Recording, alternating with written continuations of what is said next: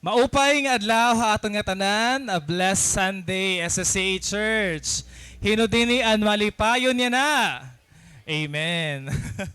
Grabe ano, first Sunday palahan June pero bagan aton mga energy nag-iban-iban na. But I praise God han iyo pagkadiyan na nga adlaw because this only means na kailangan naton ang word ni Lord and we are very hungry han words han Ginoo. I also welcome the presence ano han aton mga live viewers or currently watching right now our live streaming. Feel free po to listen to our sermon this morning. Ready na ba mamati? Amen.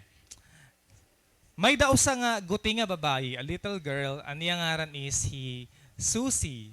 May daha mo kilala nga ang ngaran is Susie? Ako, ako Maida. And this little girl had been trying to learn how to tie her shoes. Kasi ini nga bata, diri maaram magsintas sa niya sapatos. Kakano ka bugto na hiaram pagsintas sa niyong sapatos? When you were at the age of 22. Pagkalalagas na.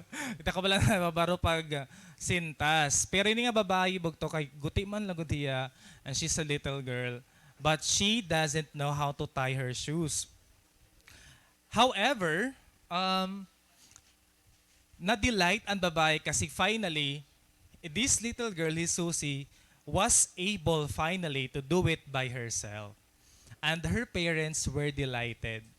But instead, hanahibaro hi Susie pagsintas, nagtinangis lugod inihiya. So kaya doon hiya nagtinangis. Her father asked why was she crying? Since, syempre, nahibaro hiya pagsintas and that was a great accomplishment. Nga siriman hi Susie. Nagtangis ako, Daddy, tungod nahibaro na ako pagsintas. Kaya ano man, di ba dapat malipayon ka anak? Nang siriman ni Susie, Dad, because now, I'll have to do it all by myself for the rest of my life. Oh, di ba? Yan nala talaga maglulugarin. So, warayin ang guidance sa niya parents. So, nasa diya kasi, bubuhaton niyan pagsisintas, nga hiya nalan. So, nasa sadi Susie. What Susie experienced is something that most of us have experienced actually aton day-to-day life. Maram ka mo, may da mga moments nga, naka-receive ka man dakong achievement. A success. Pero, suddenly, na-feel ni mo dayon ang sadness. So, yung mga time nga sawag kita ito, may celebration man on like, yesterday it was celebration of joy and laughter, but today, nagtitinangis ka la. And you have a lot of friends. Nagkamay da pa nga ni ka mo outing and banding last night. But also, that last night, wari kaming haturog kay after niyo outing, you just felt lonely. Na-feel ni mo nga, nag-uusahan ka la. And it doesn't just happen in our day-to-day life, but even in our spiritual life. Like, most of us enjoy a great relationship with God. And we can testify to His blessings in many forms, in many ways. But there are times when it isn't like that. Loneliness is very real. Nga hinaabat natin ito mahabagtuan.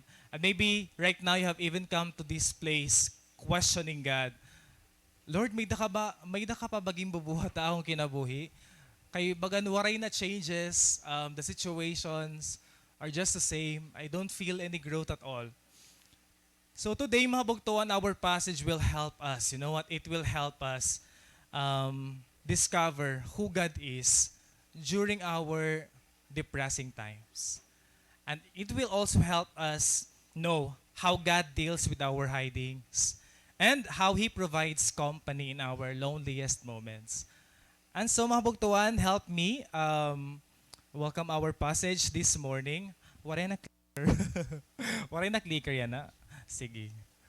Ayan, God in your darkest days. That is found in 1 Kings chapter 19 verses diya kalalak si man. Verses 9 to 18. Ayan, sige. Kadi kita basahon natin mahabagtuan na natin passage. There he came to a cave where he spent the night. But the Lord said to him, "What are you doing here, Elijah?" Elijah replied, "I have zealously served the Lord God Almighty, but the people of Israel have broken their covenant with you, torn down your altars, and killed every one of your prophets. I am the only one left, and now they are trying to kill me too. Go out and stand before me on the mountain, the Lord told him. And as Elijah stood there, the Lord passed by, and a mighty windstorm hit the mountain.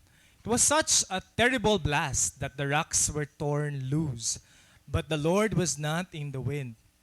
After the wind, there was an earthquake, but the Lord was not in the earthquake. And after the earthquake, there was a fire, but the Lord was not in the fire. And after the fire, there was the sound of a gentle whisper. When Elijah heard it, he wrapped his face in his cloak and went out and stood at the entrance of the cave. And a voice said, "What are you doing here, Elijah?" He replied again, "I have zealously served the Lord God Almighty, but the people of Israel have broken their covenant with you, torn down your altars, and killed every one of your prophets. I am the only one left, and now they're trying to kill me too." Then the Lord told him, "Go back the same way you came, and travel to the wilderness of Damascus. When you arrive there, anoint Hazael to be the king of Aram. Then anoint Jehu, grandson of Nimshi, to be king of Israel, and anoint Elisha, son of Shaphat, from the town of Abel Meholah, to replace you as my prophet. Anyone who escapes from Hazael will be killed by Jehu, and those who escape Jehu will be killed by Elisha." Last verse. "Yet I will preserve 7,000 others in Israel who have never bowed down to Baal or kissed him." So may the Lord bless the reading of his word.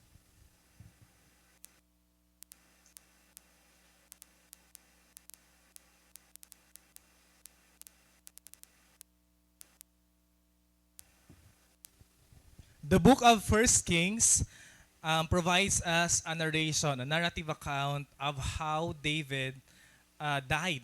And it also narrated paano nag-reign ang iya son who is King Solomon, and how the preceding, mga nag-succeed ng mga kings nag-turn to idol worship. So warihira naging maopay ng mga kings. Ansya ito na story and narrative on First Kings. This is where the role of the prophets were very significant. What is a prophet? For everyone's information, yan para hadiri maaram, a prophet is someone chosen by God to speak for God. Kumbaga, spokesperson. Di ba't mga president, and even the president of the Philippines, may dira mga spokesperson. God also had his own spokesperson. Ang tawag ito ira is a prophet. Because a prophet rebukes, nag-warn hiya, he tells the message of God, he tells his people what to do. So thankfully, may the prophet. You may also think of them as the bravest and strongest people in Israel. Kay warahira ging kakahadlukan. Bisan ka pa daw king, governor, or apikahan soldier, waray ging kakahadlukan ang prophet. One of my remarkable prophets is Elijah. Elijah, ang ngaran niya, ang meaning niya ngaran is so nice kasi his name means my God is Yahweh. So adan niya faithfulness and his identity is only found in the God of Israel. One day Elijah went to King Ahab and he told him, King Ahab kasi ang king hininga time during ang time ni Elijah. King Ahab was so wicked because he worshipped other gods. Nga sa ring Elijah, magakamay dahin drought. So tagtuyot tapos may taggutom gihapon. Pakabatihin ni King Ahab, he was so indignant to Elijah, but still it happened. Nga nagkamay da competition. Ang competition was between King Ahab and Elijah. Kitaon naton kuno kung hinunungod ni mo nga Ginoo. So King Ahab hired 450 nga mga Baal nga ngaran ni God, Baal worshippers against only one who is Elijah. And ang pinaka-challenge was kung nino nga kang kanay sacrifice ang unang nga iglit up with fire from heaven, kung kanay sacrifice ang masunog anay hiya ang ungod nga Ginoo. And then we know the story, Elijah won the competition. So bisan usalahi against the 450 nga mga Baal worshippers, imagine Elijah served the true God. King Ahab, disappointed and frustrated, he went to his wife nang paugo piha iya asawa kasi iya asawa mas stronger ha iya when it comes to personality. Who was Jezebel? Jezebel was wicked because she was the one who influenced Ahab to worship the god of the Phoenician. Ngaan siya ito Hibeal. Nga nasa rin man ni Jezebel. Kay patayon taga dito Elijah. Wala ito problema. So she told King Ahab to kill immediately Elijah. And Elijah, diretso daw yun niya humadlok and he fled for his life. And siya ito na reason nga, kaya may nakita passage na, this is the depressing days of Elijah. But God saw Elijah through it all. Nga maupay talaga si Lord kasi di rin nagpapabaya ay mga anak. Let's see what happened. Convinced nga Elijah, he was convinced, totally convinced, nga nag-uusahan na lang nga prophet. Kay ang tanan nga mga prophets have already failed. And so he believed that he was the only prophet. And siya, nag-hide diya o sa nga cave. Basahon lang nato na ang verse 9. There he came to a cave where he spent the night. After ini niya magstay sa wilderness because before he went to the cave, dumalagan ana hiya pakato ha wilderness or the desert, then kumanto na hiya ha cave. In Elijah's case, he didn't just take a day off. Diri a day off but it was a week off. Grabe niya pag dinalagan from Jezebel, hadog ya kan Jezebel. Gan kay ihaan na niya nga nagtitinago.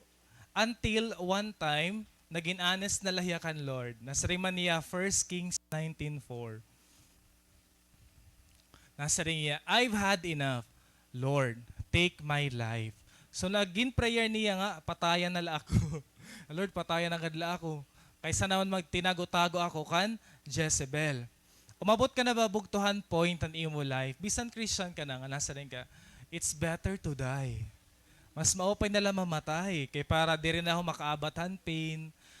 Mas ma-okay na laada nga, mawara ako para mas ma-appreciate ako ng mga tao around me. Dala nira mabavalue nga, may daman nga yan ako significance. May da na ba itong moment na imo life? May da ka suicidal thoughts. Trigger warning, we will be talking about depression. Mga kabugtuan. Elijah was a prophet. Ngan, just as what I told earlier, prophets are the strongest and the bravest. Pero this passage contradicts with what I said. Because this is the point kung diin, mamimit niyo ang pinaka-weak nga prophet, who is Elijah. Our leaders, regardless of how strong they are the most vulnerable ha emotional breakdowns. Hirap po mahabugtuan and vulnerable ha mga emotional breakdowns. Imagine, prophets get depressed. Nade-depress sila mahabugtuan. And it's a misconception to say, nga imo leader is exempted diya ha mental and emotional stronghold. Kasi mas vulnerable hira. You might also ask why Elijah experienced downfall nga. Di ba, may victory man. He won over the 450 nga mga Baal worshippers. You might try to ask, what happened? Kaya nawara niya confidence. Nga he God man and nag-perform miracle before his own very eyes. He won. He had the victory. But after mismo ito, he fled for his life and got depressed. Leaders have fears. We are emotional beings, di ba? Ikaw, bugto, bisan gaano ka strong, you are an emotional being.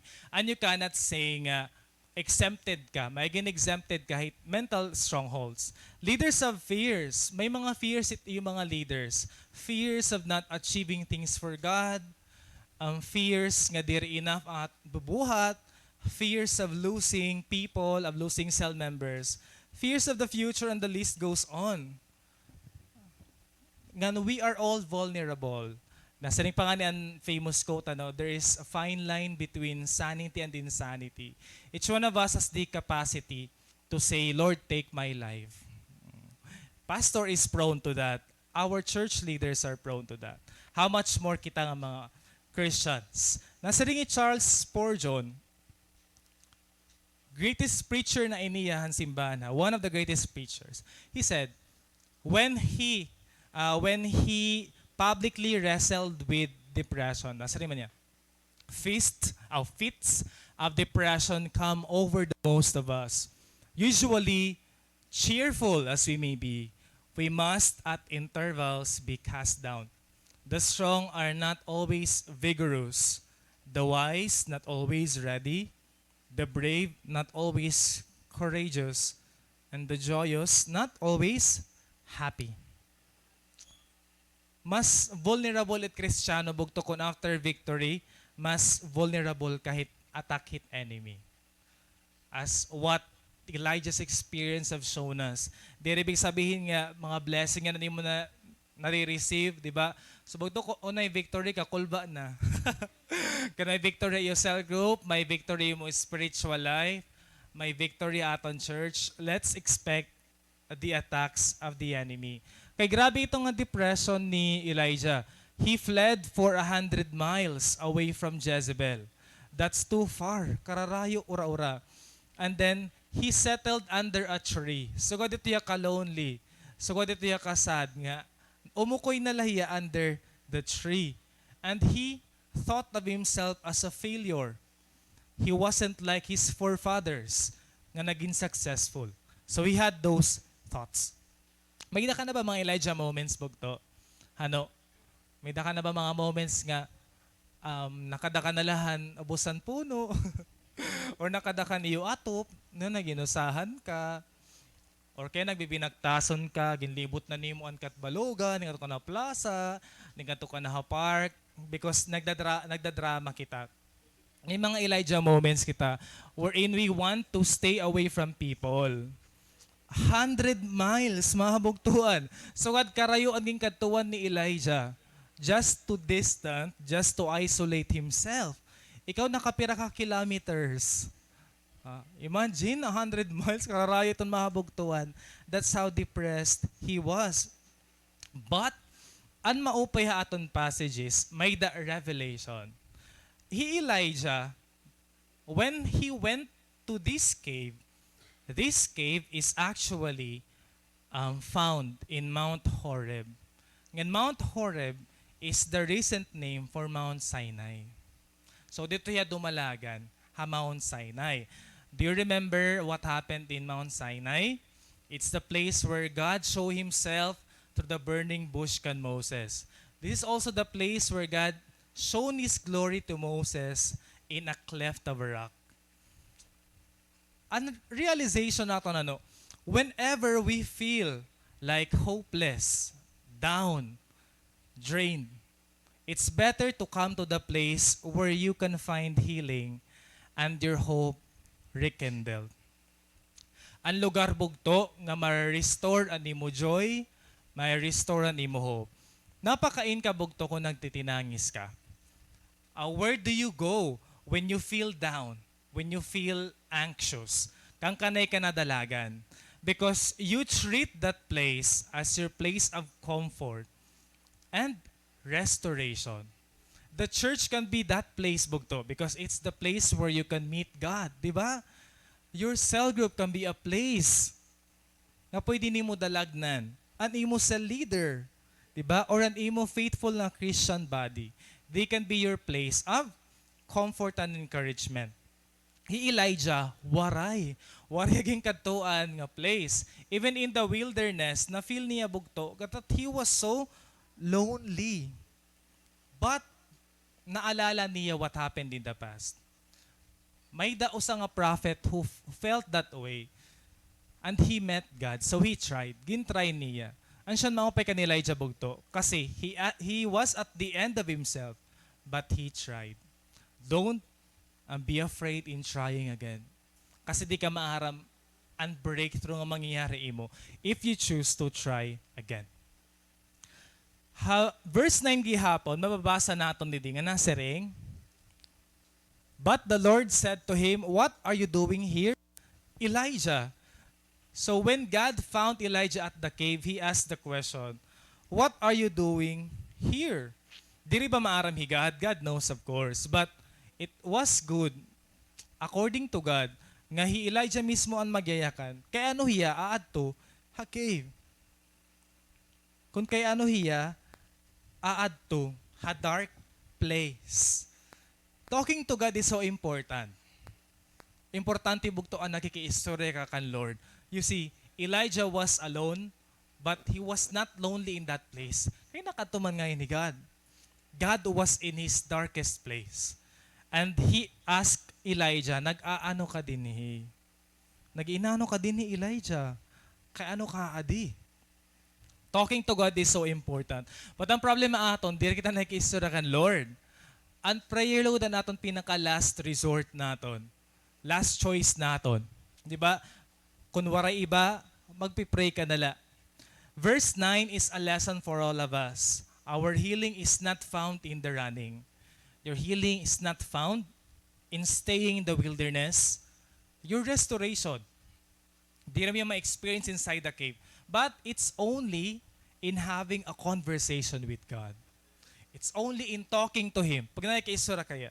Di ba na-experience mo na ito nga, in pain ka, pero nag-worship ka lang, itinangin sila, nag-isura kan Lord. May the sense of assurance. Nga ano yung mga luha diriya sayang. Nga may daman ngayon na mamati, nga may daman ngayon purpose sa nangyayari ha imo. That's the good thing, when you come to God's presence. Kasi may the assurance. It's having a relationship with the Lord. Conversations in the cave. That will make you have certainties. It takes a heavenly communication. And that's our first point. Our first point is, know from where your help comes. Listen to Elijah's response. Hangin pakianhan niya ni God nga, nag-aano ka din he. Ano nangyayari mo, Elijah? Why so downcast? Nasa ring hiya, verse 10. Pinakauna niya nga, aginyakan, is, nag-serve ako kan God, diba? But, it's like, other people have broken your covenant and killed your prophets. So,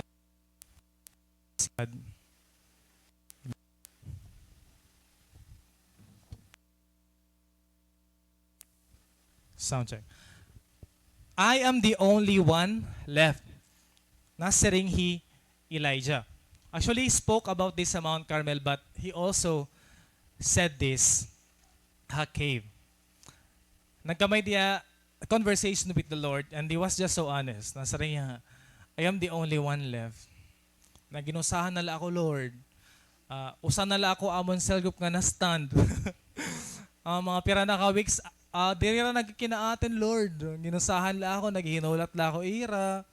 Diri nga nira nang sisin, ginrestrict ako nira ha messenger. Di ba may mga, suwad kita ito nga mga self-talks, or usan nala ako ang Christian na mag-transmit, among pamilya, usala ako, wala ko na ishira na nakon mga hinaing ha kinabuhi, kalo lonely ko ura-ura. Loneliness, bugto, is not simply feeling alone, but loneliness is feeling that no one cares what is happening to you. So it's more than being alone. It's the feeling na abat nimo nga waray tawo nga may labot kung ano ang hinanabuhay mo. Loneliness, according to Billy Graham, is the leading cause of suicide that is now the third greatest killer of students in the US. US is the third greatest killer han mga estudyante. According naman sa APA or American Psychological Association, people who felt lonely were more likely to get sick. Mas nagakasakit itaho nga naabat niya ang loneliness. And one worst kind of loneliness is isolation. So clinically speaking, it is avoiding human and emotional interactions. Ito nga, di ba nagdi-distant ka? Kasi ang tawag nga niyan mga psychologists sa isolation, silent epidemic. Grabe niya, no? A silent epidemic. Also, according to UK journalist si George Monbiot, nasa ring niya, isolation is a potent cause of early death. As smoking 15 cigarettes a day. Grabe niya. Pag naabat mo isolation or gimubuhat mo hiya, baba nagsigarilyo 15 cigarettes a day. Sugod ya ka delikado. Ngan, it's twice as deadly as obesity. Dementia, high blood pressure, amen. Alcoholism and accidents, all these like depression, paranoia, anxiety, and suicide become more prevalent when connections are cut. Evidently, we cannot cope alone. Subog to, it isolation delikado hiya. Because, according here, your isolation is your desolation. When you see desolation, nadidevastate ka, naruruba ka, naruruin ka. Your isolation is your desolation. But the good news is, Jesus understands your loneliness. Maaram, He Lord ang feeling nga lonely. Di ba kung maaram nga, may da mga commentaries na saring manira, Jesus may have been the loneliest human being in history. Hiyabog to. Kaya ano daw? Because Jesus was a sinless person. Imagine living with sinful parents, with sinful siblings, with sinful neighbors, and sinful countrymen. Not to mention the sinful entities and mga bad spirits nga sisinaway kan Jesus. So, I'm not that really 100% sure because I have not met Jesus, but I do believe that when you meet Jesus, He was an odd person. Kakaiba hiya. The way that He thinks is different. The way that He behaves, di ba? Kaya di rin may ito nagpipinantamay Jesus or nandubuli because He was a sinless person. So if you meet a person who is too odd, too bizarre, iibat yung pagkita iya, di ba? And no one on earth could identify totally with Him.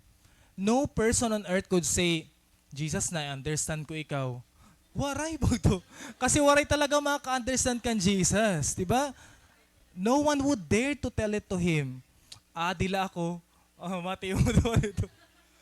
Waray bugto. Ansya, kung may daman tao bugto, nga makaabatan loneliness in ura-ura, that's Jesus Himself. More than you could feel, He understands you so much. The worst is, He felt forsaken by the Father when He was at the cross. Because He only had His Father. Kaya mga loved ones, ginbayaan na hiya. Mga disciples niya, ginbayaan niya. Diba? Mga followers niya, ginbayaan niya. He only had the Father, but He felt forsaken. But, again, naabat ang ginawa ni mo mga weaknesses. So thank Jesus nga naging tao hiya. Kay pag natangis ka nga ni abat-abatan niya, maaram yan ni mo reason. Pag may nakan inaabat nga grieving, pag mo nagmumurn ka, happy ka, tanan nga klase ng emotion, naabat man gudliw talaga ni Jesus Christ. There's someone who understands you fully. Jesus being lonely, but He never felt alone. Nasa ring man ha, Luke 5:16. But Jesus often withdrew to lonely places and prayed. O mahilig ni Jesus, mahabugtuan, kumadto ha mga lonely places. A solitary place. A place where He felt solitude and talking to God face to face. May kita mga side and mga tao nga napakadto kahit mga lonely places, di ba? Nga nag-uusahan ka lain. Daw din man ito niya. O perseveranda. Di ba? Pierdos. Kaya gusto magkinitan mga bulan-bulan. Mga sun, mga sunsets, diin pa. Nagmiminotor ka, usahan ka la. And Jesus loved lonely places because He wanted to distance Himself away from people because His intention was to have a solitary moment with God. So, importante yan, bugto, hanungan, kamayda ka, imo personal time with the Lord. Because the world is too noisy. Iba-iba't mga boses nga imo nababatian na kalibutan. But when you hear the voice of God, nakaabat ka han peace, nakaabat ka satisfaction, may the joy ha imo, may the fulfillment. Pag naka-find ka in solitude ha imo, kasing-kasing.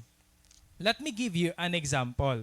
So may nagpapakita nga picture sa iyo. I've just taken this year la. Oo, ayan. So ito yan usaha king bean. Pero barato la ito hiya. Tas adi naman ha, Jollibee. You know what? Pag nag-uusahan la ako, in a lonely or solitary place, gimpipicturan ko ito, it akon harap. Kasi, I don't know, bagat may the notion na akon nga, direct nag-uusahan. Diba pag may dangani po, nag-picture-picture ka mo, nag-selfie-selfie ka mo. Ako gabon yung picturean kita at akon ni harap. Kasi I know, may daak upod. You might be thinking nga kasi selfish ko, kasi ako lang nagkikinaon. Waray ko igo po di mama, or the closest to my heart, or a consel group, or anyone. You might be telling me nga nagdidiri naman ako. Kasi selfish mo, dire ka nag-share. But there is a point in our lives where we could see people building their own lives. And you have to have a moment with the Lord. It's not bad, bugto. Diba? Diri hiya malain. Nasa ring pangani, sometimes being alone should not be equated with being sad. Diba? It doesn't mean nga, nakita mo na yung bugto nga naglilinakat. Nasa ring ka na, hala ka sa sad man niya. Depressed ay niya nga tao. Diba? But it doesn't justify the reason nga. Sad hiya. Diri ka maaram bangin, kadyo-joyful niya, nga nag-take time lahiya para maki-istorya kan Lord. And, as long as it isn't isolation, you are doing just fine. As long as diri ka nag-isolate bugto, ito nga tutuyo mo talaga nga mag-iniwas sa mga tao. Di ba may madawap laimon cashier na diri ka pa sa pit-iya, taka kailangan mo magbayad. Grabe na yung isolation. Gusto mo na lang maging bato, gusto mo na lang kaunon kahanto na, gusto mo na lang maging bubbles. But it's not. Okay? As long as it isn't isolation, it's a good thing.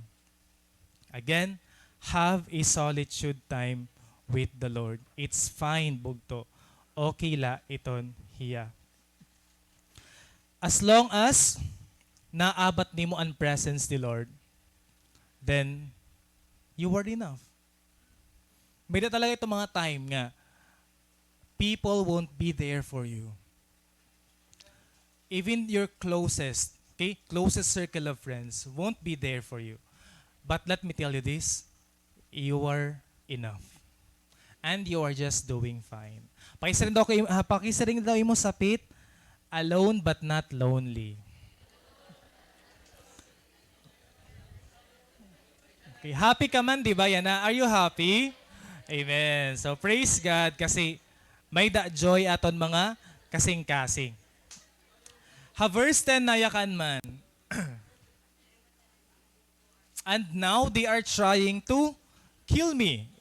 Kaduwa nga reason na nasaring Elijah nga depressed hiya. He was going through a tough time. It's because people are trying to kill me. Not she or her, Jezebel. Damo bugto ang gusto nga pumatay ha iya. Elijah diriya John Wick. Ako nakita na ka mo John Wick. Grabe ito nga palabas kay karadamo nirang ikaparatay kan John Wick. Tapos bisan lahi nung ayan nakikita. Kimpipino si Leah pero diriya na mamatay. Elijah diriya John Wick makabugtuan. Vulnerable lahi nga tao. Sanlit ma-understand mo talaga iya. Di ka pwede sumiring nga. Hagi Elijah kawiwik man niya. Kasi he was just a human being. Di ba? Tao la talaga hiya. In this verse, we could see the fear of Elijah. There are people threatening him. May nag-text na ba imo or chat from a random or stranger person nga sa ringa, ay pag ginawas balay kay pupusulin ko ikaw. Ata, di ba maka-receive ka ito nga text? Mahadlok ka talaga. Di ba? Or may nag-chat ha imo, baro bantay it may imo sangkay kay wara ito niyan. Grabe na. Kayo naman na mo sangkay, ikaw talaga kinchat. Ansyad to na huwagtuan. Kung naabat man ito nga mga threats, mas grabe ang ginagihan ni Elijah. Kasi Elijah na feel niya ang threat. There could be times in our lives, we do something or we do not do something, people will criticize you. People will give you threats. May mga threats ha imo. Babagay hirahit ang mga tao around you bagat voltage 5. Di ba ito nga usalahiya anay? Tas tigda naman nila ng dramo. Tas nagkakauro sa hirabugto para rubaon ka or libakon ka. Nagvo-volt in hira. Ay mga tao nga nag-volt in against haimo. Joining together to fight against you. That's how Elijah felt that way. Sanglit, ano worst nga nangyari kan Elijah is, tumago talaga siya because a lot of people wanted to look for him to kill him. Di ba? Naabat mo ko dito na experience mo itiya. However, wala kita control. Ang imo la pwede buhaton is to make a choice. Make a choice bugto. Because the ultimate test of faith is not how loudly you praise God when you are happy. It's when how you loudly praise God in your dark times. Nga bisan kinaagihan mo hiya, mas mababatian ni Lord imo ang nagdadayaw ka iya. Praise God, di ba? An aton mga worship leaders, kita alahira, bisan danay waray ka energy ka, grabe niya energy. So madadara ka na lang niya energy, ano? Dawi nga nakanta, dawi nga nasayaw, praise God. Kasi, gimpapakita nira, anaton mga worship leaders, bahala na lang ka mo. Kaya ako may rason ako para maging malipayon. Mag-rejoice si maupay Lord. Diba? He has done great things in my life. May dako victory. Sige, kanta ko ini nga adlaw. So, dapat pugto, diba? It imo praises mas louder hiya kaysa han voice sa nimo kaaway. Kaysa han voice sa nimo inaabat. We can focus on our inability and lack. Or, we can focus on God's ability and abundant provision. Make a choice, bugto, because it's a result of your own decision. Resulta ito, and imo, it's a result of your own decisions in life. So we cannot blame other people. When it comes to your spiritual growth and maturity, you cannot blame other people. Because it's your own accountability. Ano sa ko nga, diri na open na social media. Kasi yan na, kadadamit mga tao nga nagbabash sa mga tao. They don't know the background, they don't know the story. Di ba like, kan Moira, grabe na ito yun. May mga resibo na nga mga nangyayari. May maging post na, kan Jason. Yun na pa mga, at Itbulaga. Mga updated ka mo, di ba? Kaya mahilig ka mo ha, mga marites. Mga updated ka mo, hit mga news, yan na. Nung mababasa mga comments, mga maglaing talaga yung mababasa. It's only in the Philippines. It's more fun in the Philippines. Nasa rin nga ni Didi, according to statistics. Number 2 ang Philippines, highest exposure social media in the world. Nabugos itong kalibutan. Ginpangunahan na kita ng South Africa. Ikaduwa kita. Kaya an average hours kuno of social media usage is 10 hours and 27 minutes. So, dito ka iha. An average ito ya. An siya nga, di rin naton maka-question. Kaya ano mga Pinoy, mahilig ang mga bashing. May dangan sa nga vlogger na yakan man.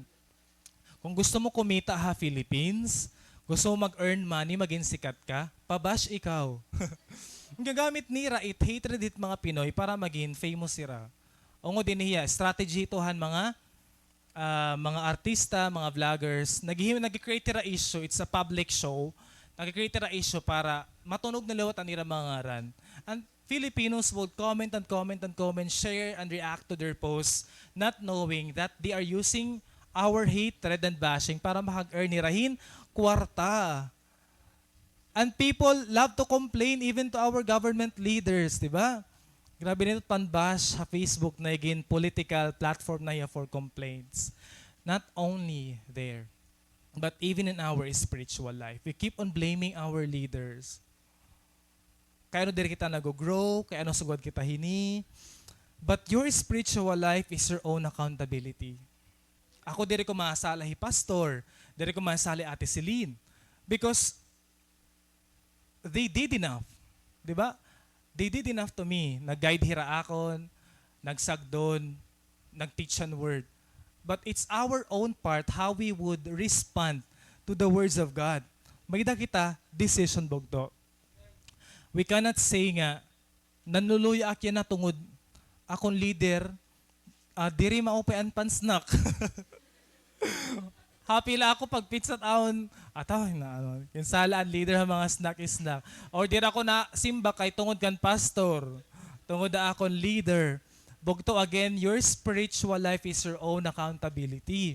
And according to this statement, your spiritual condition is a result of your life's decisions. It's a sum, bugtohan imo mga decision na imo life. So we cannot blame others. When judgment day comes, we cannot say, kay waray ako sugara akong sangkay, waray man ako sugarin ni bugto dere. It's an individual accountability. Elijah, he made a choice because I told you to make a choice. Elijah did. Nasa ring niya, Lord, tama na ini. Tama na ini wilderness. Kailangan ko na ikaw ma-meet. I have to go to Mount Horeb. I have to go to Mount Sinai. I have to meet you like how Moses meet you. I have to experience your glory because this is what I need. Ang siya na akong kailangan. Kailangan ko ikaw ma-encounter. That's his decision. Unta maging decision naton gihapon bugto. Nasa rin man na verse 11. Go out and stand before me on the mountain. The Lord told him. Go out and stand before me on the mountain. The Lord told him. Ang siya command ni Lord kan Elijah. Go out. But he didn't do it. Kasi later, ma-realize naton the only reason kaya ano gumawa siya, diniwaray pa hiya gawas. However, God has already shown shown to him His presence, but to the place where he was not. Ang pinakaunang pakita ni God haiya is a windstorm. A mighty windstorm hit the mountain. It was such a terrible blast that the rocks were torn loose, but the Lord was not in the wind. Elijah na overjoy hiya kasi di ba anya gina-expect man go dramatic manifestation kay Moses nga ni madrama aton pag-reveal ni Lord niya sarili. But din kagagrabe ka kusog nga hangin. It was a terrible blast according to Elijah. But tigdala ko nung nag-stop.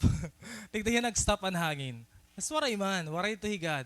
It's like God did nothing after that. So syempre, mako-confuse si Elijah until umabot ang sunod nga manifestation ni God. Ang linog.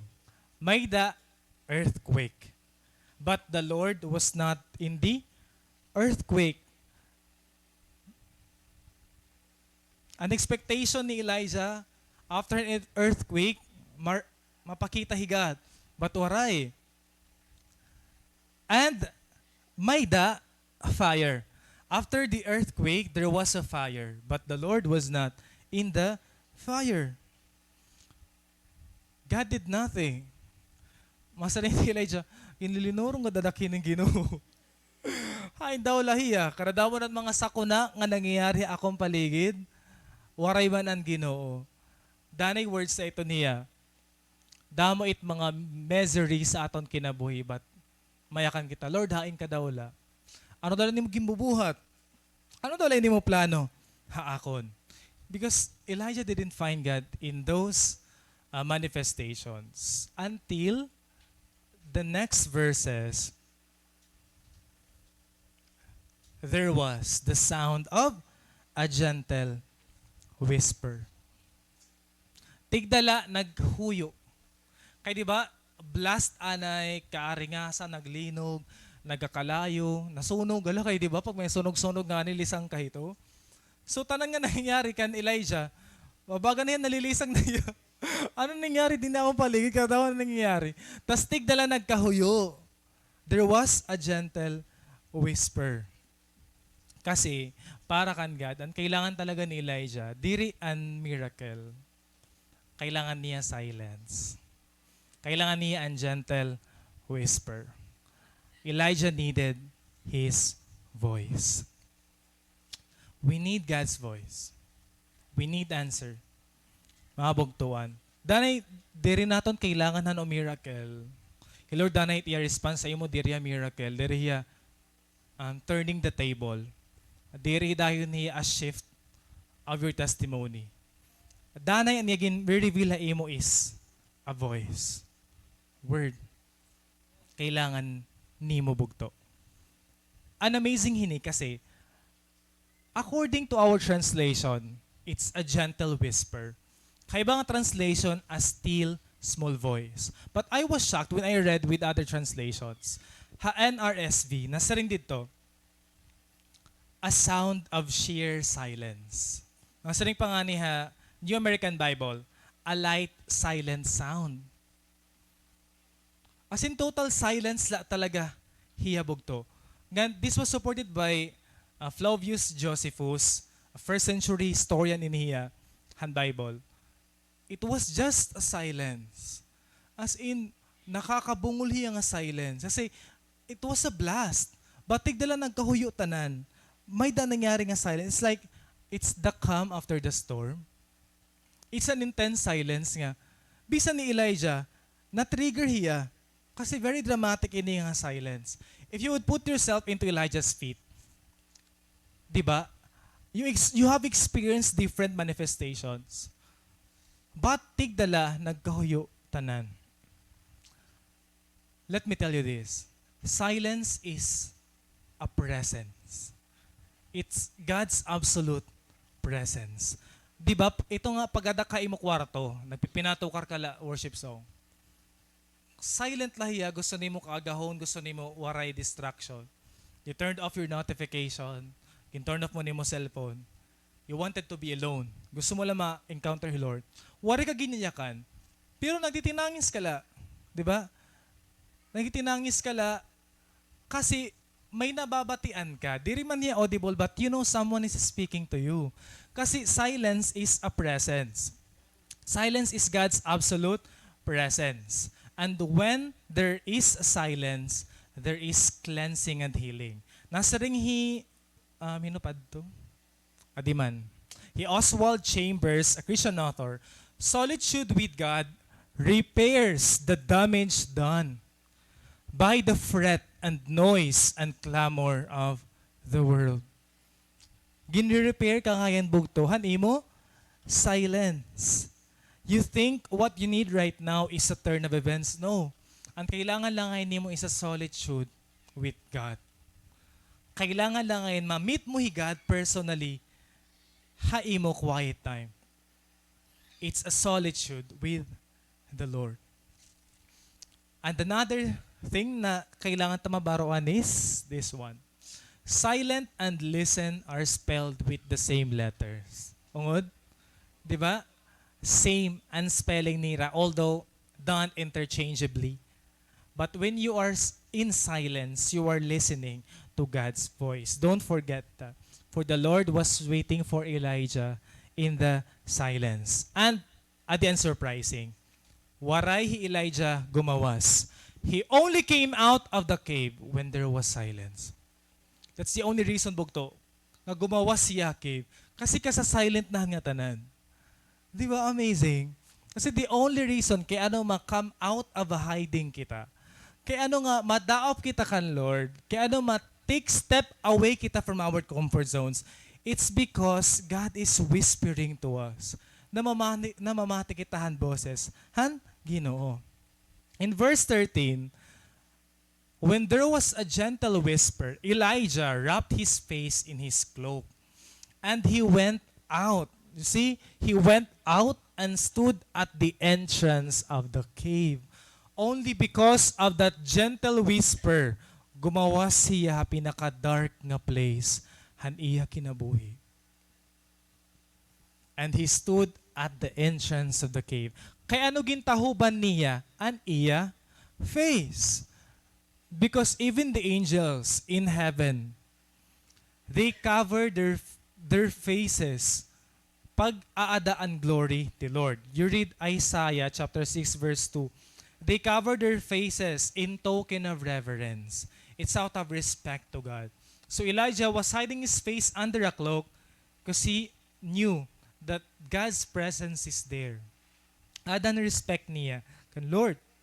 Then nagpakian outro hi Lord, nasa man niya, Elijah, kay ano ka adi? Nagpakian outro hi Lord. Kita ala natin ang iya response sa verse 14. He replied again, I have zealously served the Lord God Almighty, but the people of Israel have broken their covenant with you, torn down your altars and killed every one of your prophets. I am the only one left and now they're trying to kill me too. May da ba pag-ibahan niya response? Ha?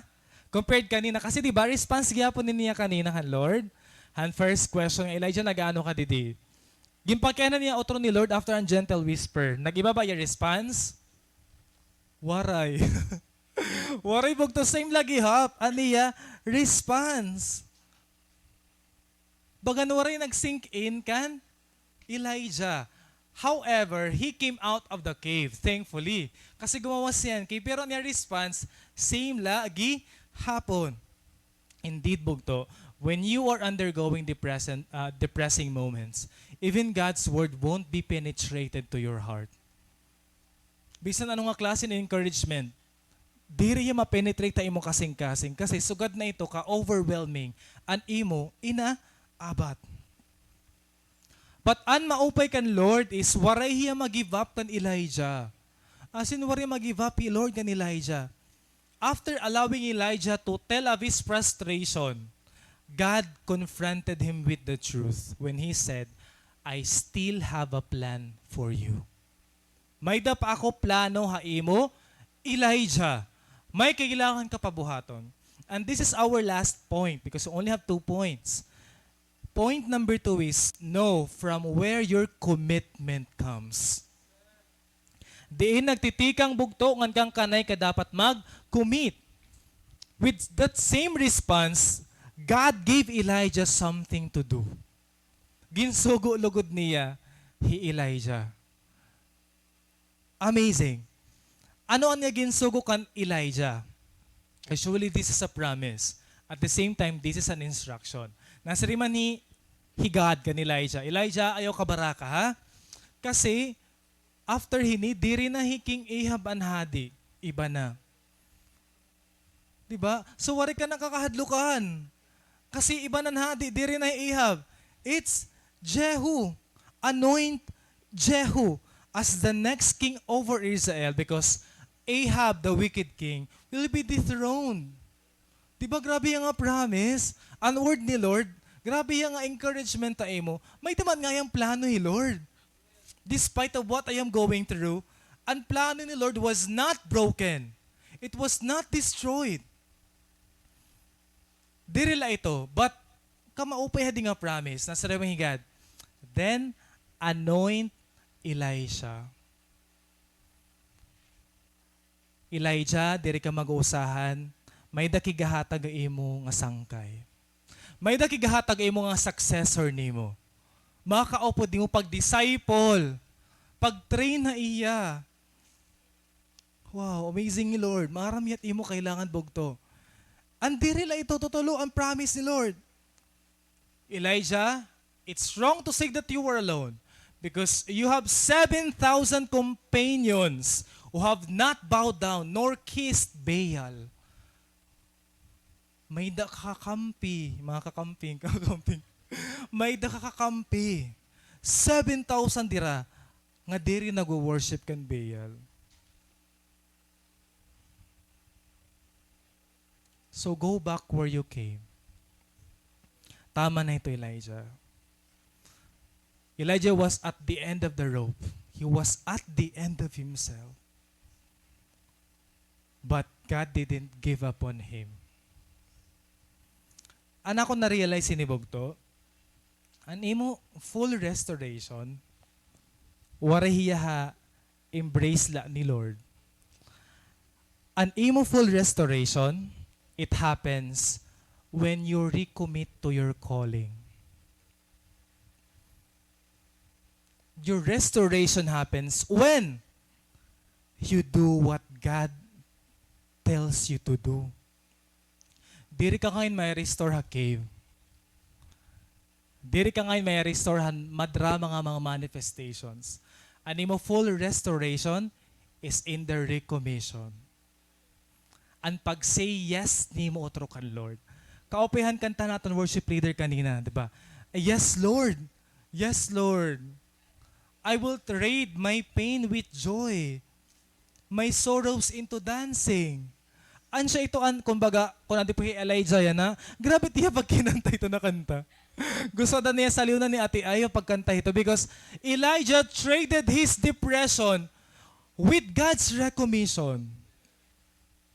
Inang faiyabog to ang promises, san Ginoo.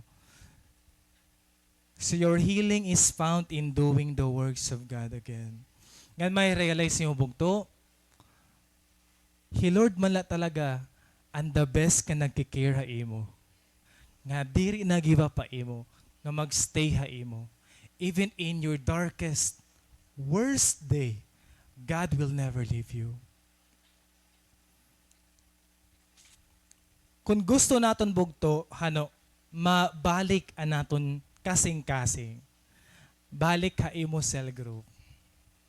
Balik ha imo ministry. Balik ka pag win souls kan Lord. Balik tida kan Lord. Because God's arms are wide open. It's not yet too late. Every time that you wake up every day, it's a time to be better, to grow, and even to praise God louder and louder. I am blessed. Hanggang post ni Ate Erika ha Facebook, nabasa ko lang niya. Nasa ring man, when Elijah said, Lord, I want to die, God gave him the strength to live. Depression is real, but so is God. Anxiety is real, but so is hope. Mas real bugtoan naton Ginoo. Mas real niya promises. Mas real animo hope. Kung igpa-paraphrase naton ang words ni Lord, nasa ring man ito yakan Elijah, diri pa ako tapos sa imo. I'm not yet done with you. May dapaak plano ha imo. And when I heard this revelation, di na nag-make sense sa akon, kaya ano na akon, bayo, FB timeline ko, nasa ring. He is not done with me yet. Diri pa ngayon tapos ang Ginoo akon. Bugto kon may dakabayo yan na imo life. Ano daw la itahiya? Kasi kan Elijah, he realized God wasn't done with him yet. Bugto, ayaw anay kamatay.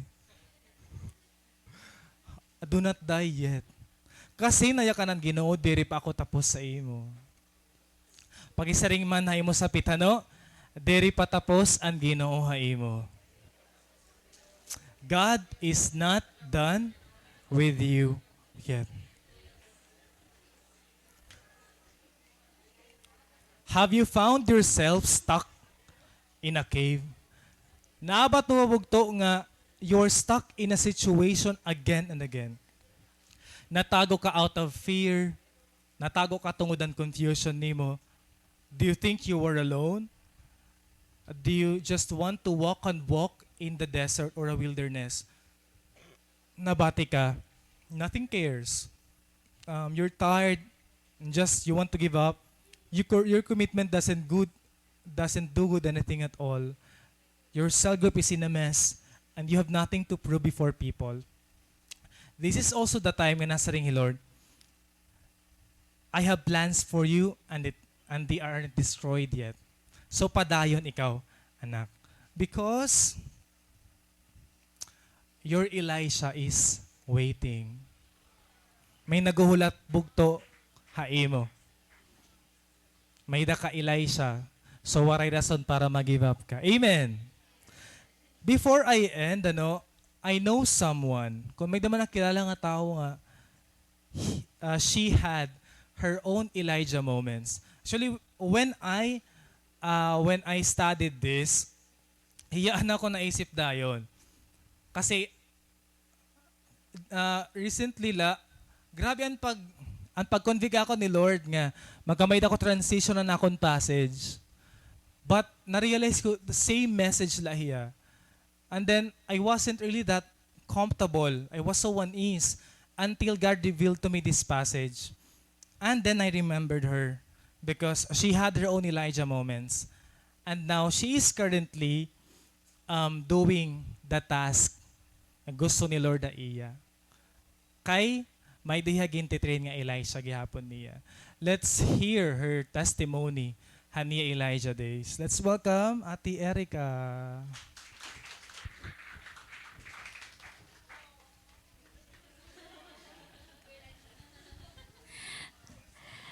Hello mga bugto. Nakakamiss tumakbo.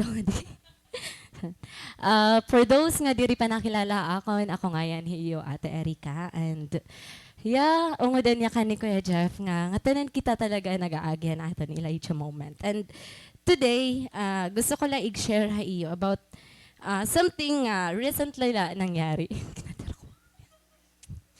Okay, so parang diri po mga maaram.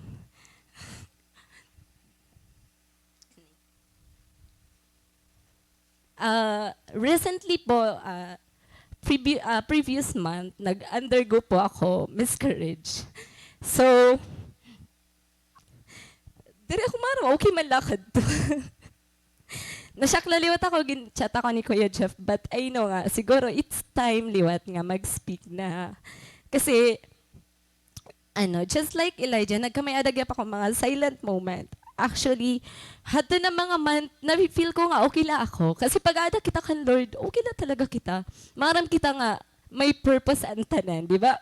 Maram kita iton always nga, maski an aton losses, maski an aton pain, an aton heartbreaks, maski an aton mga defeat, it's not a defeat nga da kan Lord. Diri ito niya kaperdihan, nga diri ito niya kawarayan. So having such kind of thought, diri ikaw ang tipo nga, magpapaka-depress na ladayon, di ba? So, diri ko ang tipo nga, magdidiri na ma, di ba? So, maram ka nga okay ka la. Maram ka nga, He Lord may purpose, He Lord may victory hiton nga da, maram ka nga diri pa siya on time, so maaram ka hiton nga tanan. But, actually, naging okay ako din ng mga moment. I was okay. So, kunwari ako ninyo nakita for, pera ka Sunday nga diri nakaka-church, asya ton mga time nga kailangan ko mag-bed rest kasi nag-bleeding ako. So, asya ito, mga diri maaram, asya ito ako mga ginagyan. Pero, nayakan pa nga ni, ito na mga moment, diri guarantee an imo pagiging madasig. Diri guarantee an imo pagiging strong para diri makaabat hin feeling nga bagat wari ka la gusto himuon, okay ka pero maaram kaliwat nga diri ka okay. Tapos asya gyapit na mga moment, and diri mo la gusto makiistorya mga tao. Diri mo la gusto kumustahon. Di ba? Diri ka nga kumustahon ka kay ikaw ging click mo nga okay ka. Di ba? Pero asya gapito na mga moment nga maaram ka, there's something going on inside. Ngayon, iton nga pain, iton nga emotion, asya ito na mga emotion nga natatago inside nga diri mo gihapon at the same time na i-encourage. Pero just like han ginaya ka ni Ate Celine, unless diri mo i-acknowledge and pain nga may daka or whatever emotion nga may daka, diri nga da magkakamay ada healing. So you need to bring your wound into the open. Kailangan hiya ma-acknowledge mo. And true maski ikaw ang tao nga nagpe-preach, maski ikaw ang tao nga nag-worship lead, maski ikaw ang tao nga nagli-lead Hansel group, diri ka exempted maka-feel hand-downful moments. Diri ka exempted, maka-feel nga diri mo nakaruyag mag-church, diri mo nakaruyag mag-cell group, diri ka hitan exempted. Ngan bugto, you know what? Maski gaano kadasig ka, maabot na maabot talaga ang time nga, wari ka na maihahatag pa. Wari ka na maihahatag. Bagat, I just wanna pause. I just wanna stay in silence. I just wanna take a moment nga ako laanay, nga didilaanay ako, wari laanay mga tao. Pero, karoy ko mabaruan niyo, nga nag-preach ako, nag-worship lead ako, pero naka-experience gap for 2 months. Wari ako basa-basa sa Bible, wari ako journal, wari ako prayer. Sumayakan ka mga, kay di ba dapat nadaop kalugod kay Lord? At ito din mga moment nga, wari ka lang nayayakan. Diri ka lang maaram kung ano ni magpe-pray. Nga na siya gapitan ang mga moment nga. Even kung magbasa ka Bible, diri mapinitrate ang imo ang word. As in, totally, waray kala talaga naaabat. Maski ano nga encouragement ang mga tao surrounded you. Waray enough word. Waray maski, He Lord na niya plans, diri iton makaka-encourage sa imo. But there is something nga maaram ako. I know that this season will pass. And though I have all the tendencies to fail God over and over again, I know that I will continue to commit my life to Him because I know how faithful and how gracious our God is. And there is nothing that will change the love that God has for me. So if you are in that moment, it is important na kilala mo kung o Lord ha imo kinabuhi. Ngan maaram ako that as Christians, stopping or backsliding is one of the option, but it is never a choice. Maaram kita pag Kristiyano, kita talaga nga ungod ng kilala tat aton Ginoo. May option ka. Pwede ka mag-stop, pwede ka bumalik, pwede ka diri na mag-commit, pwede ka diri na kumadi pag church ha Sunday, pwede ka mag-rest na la, umuli, lumakat kung ngain mo gusto. Pero kung kilala mo, iti mo Ginoo, maaram ka, deep inside your heart, that stopping is never one of your choice. So what I did, I continue to attend our cell group. I know nga kailangan ko yung Ate Celine. I know nga kailangan ko yung Pastor. I know that I need my brother and sisters in Christ. Kailangan ko mag-church. Kailangan ko mag-come out. I know kailangan ko mag-continue mag-cell group. Imagine, ang mga soul, nga mawawarayan kaya pinhope, tungod lang kayo nag-stop ka. Diba? So, just like ang ginya ka ni Jeff, you just need to go back again kung hain an imo commitment.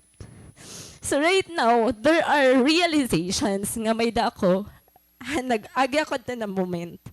Nayakan ako, gintitinake note ko inihato ng mga moments nga, waray ako exact words, maiyakan kung ano ba talaga nangyayari akon. May mga gin-notes ako, nayakan ako, I don't need to be perfect because I am not. Maski pa ako nag-preach, maski pa ako nag-worship lead, maski pa ako cell group leader, we will never be perfect. And no one is strong enough to pain. Mga bugto, no one is immune to pain. Diri ibig sabihin na strong ka, immune ka na. Diri ka na maabat.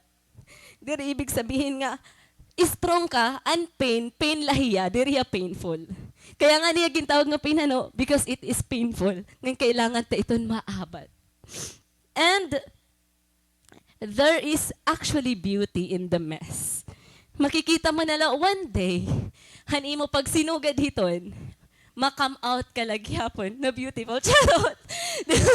Ma-come out ka lagyapon and you will eventually see nga there is beauty in everything. Bisan na mo pag-fail. Di ba? Bisan na mo pag-stop at for a moment. Pagbalik mo, there is beauty han mga nangyari hantanan. And there is nothing to prove. Bugto diri ko kailangan mag-chinorch para lang ipakita ko madasig ako. Diri ko kailangan mag-stand in front para lang yak nun nga okay pa ako, di ba? Sometimes there is nothing to prove because your flaws are understood. Naiintindihan natin ang kada usa kay taho la kita. And I know nga padayon ang plano ni Lord ako. And praise God, Karina, nag-remind na ako ni Pastor, yun ang Wednesday, ako ko nun magpre-preach. And I know na He Lord ang nagsusustain na aton each and every day. Nga, diri reason ang tanan-tanan para diri kita mag-recommit kan Lord. There is no turning back anymore. Nga, kundi kita gimbutang ni Lord ha aton commitment, dito hiya nagsusustain. Nga, praise God, because we need to keep pressing on to God. So, ansya po ito mga bagto, Erica Luceres Binyar, I will keep pressing on to God.